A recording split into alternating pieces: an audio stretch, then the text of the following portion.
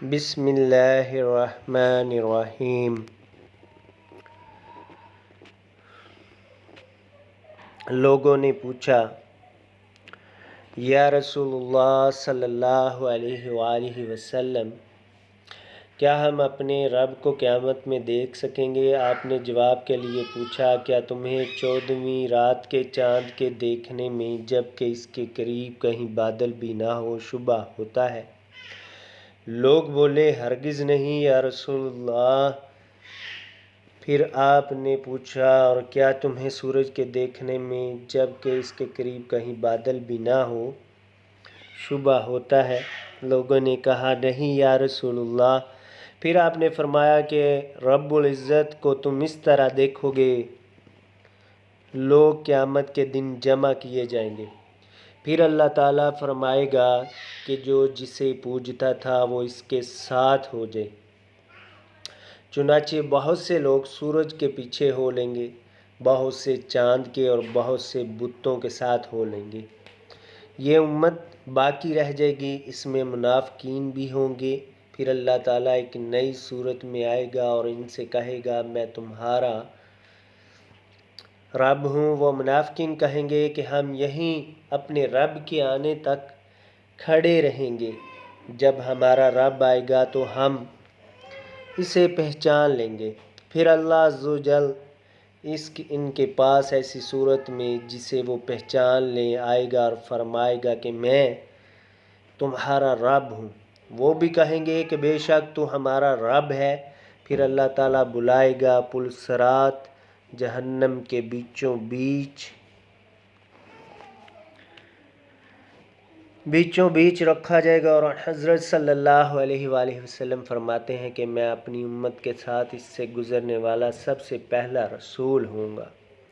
سبحان اللہ۔ اس روز سوا انبیاء کے کوئی بھی بات نہ کر سکے گا، اور انبیاء بھی صرف یہ کہیں گے، اے اللہ مجھے محفوظ رکھیو، اے اللہ مجھے محفوظ رکھیو، اور جہنم میں سادان کے کانٹوں کی طرح آنکس ہوں گے۔ سادان کے کانٹے تو تم نے دیکھے ہوں گے۔ صحابہ رضی اللہ عنہم نے عرض کیا کہ ہاں۔ آپ نے فرمایا، تو وہ سادان کے کانٹوں کی طرح ہوں گے، البتہ ان کے طول و عرض کو سوا اللہ تعالیٰ کے کوئی اور نہیں جانتا۔ یہ آنکس لوگوں کو ان کے اعمال کے مطابق کھینچ لیں گے۔ بہت سے لوگ اپنے عمل کی وجہ سے ہلاک ہوں گے، بہت سے ٹکڑے ٹکڑے ہو جائیں گے، پھر ان کی نجات ہوگی۔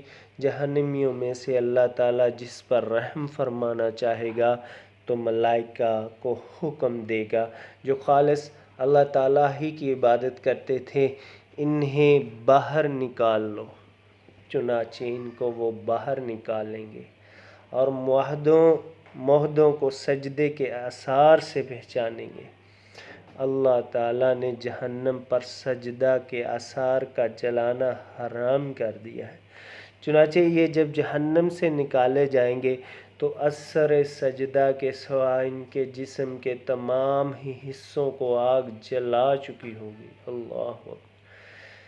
جب جہنم سے باہر ہوں گے تو بالکل جل چکے ہوں گے، اس لیے ان پر آب حیات ڈالا جائے گا، جس سے وہ اس طرح ابھر آئیں گے جیسے سیلاب کے کوڑے کرکٹ پر سیلاب کے تھمنے کے بعد سبزہ ابھر آتا ہے۔ پھر اللہ تعالیٰ بندوں کے حساب سے فارغ ہو جائے گا، لیکن ایک شخص جنت اور دوزخ کے درمیان اب بھی باقی رہ جائے گا۔ یہ جنت میں داخل ہونے والا آخری دوزخی شخص ہوگا۔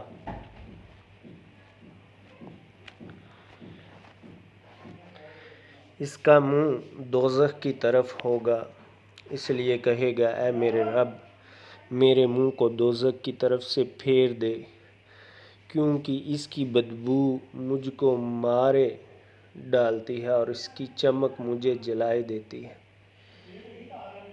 اللہ تعالیٰ پوچھے گا، کیا اگر تیری یہ تمنا پوری کر دوں تو دوبارہ کوئی نیا سوال تو نہیں کرے گا؟ بندہ کہے گا، تیری بزرگی کی قسم، اور جیسے جیسے اللہ چاہے گا وہ قول و قرار کرے گا۔ آخر اللہ تعالیٰ جہنم کی طرف سے اس کا منہ پھیر دے گا۔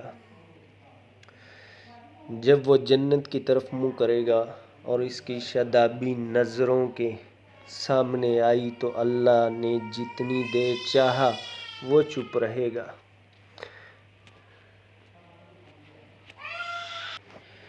لیکن پھر بول پڑے گا، اے اللہ مجھے جنت کے دروازے کے قریب پہنچا دے۔ اللہ تعالیٰ پوچھے گا، کیا تو نے عہد و پیمان نہیں باندھا تھا کہ اس کے ایک سوال کے سوا اور کوئی سوال تو نہیں کرے گا؟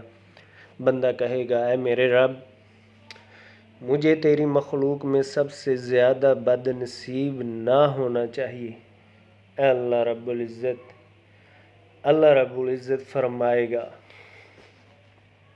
کہ پھر کیا ضمانت ہے کہ اگر تیری یہ تمنا پوری کر دی گئی تو دوسرا کوئی سوال تو نہیں کرے گا؟ بندہ کہے گا، نہیں، تیری عزت کی قسم، اب دوسرا کوئی سوال تو اس سے نہیں کروں گا۔ چنانچہ اپنے رب سے ہر طرح عہد و پیمان باندھے گا اور جنت کے دروازے تک پہنچا دیا جائے گا۔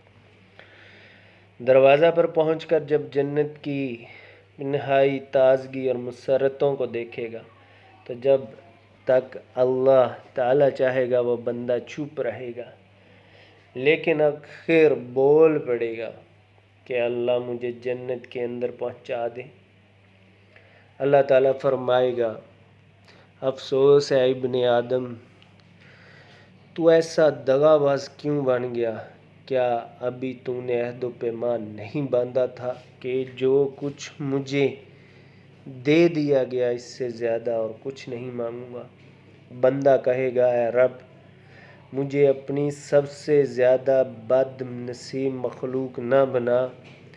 اللہ پاک ہنس دے گا اور اسے جنت بھی داخلہ کی اجازت فرما دے گا، اور پھر فرمائے گا، مانگ کیا ہے تیری تمنا؟ چنانچہ وہ اپنی تمنائیں اللہ تعالیٰ کے سامنے رکھے گا، اور جب تمام تمنائیں ختم ہو جائیں گی تو اللہ تعالیٰ فرمائے گا کہ فلاں چیز اور مانگو، فلاں چیز کا مزید سوال کرو۔ خود اللہ پاک ہی یاد دہانی کرائے گا، اور جب وہ تمام تمنائیں پوری ہو جائیں گی تو فرمائے گا کہ تمہیں یہ سب اور اتنی ہی اور دی گئی۔